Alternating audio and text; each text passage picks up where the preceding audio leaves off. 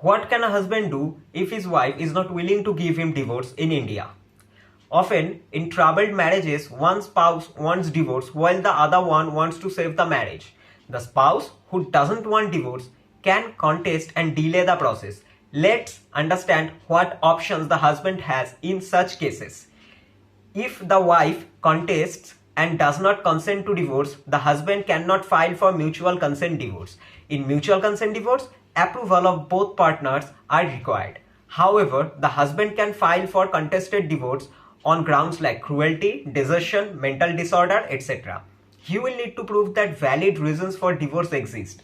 Evidence needs to be provided through documents, photographs, witness statements, etc. If sufficient proof is provided, the court can grant divorce without the wife's consent. But the wife will be given chance to challenge divorce petition and present her side. If her objections are valid, divorce can be delayed but not denied if legal grounds are met.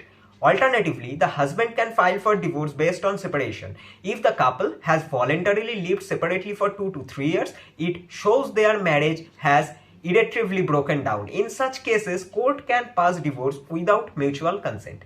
Another option is for the husband to apply for annulment of marriage if it was conducted by hidden facts under fraud and duress.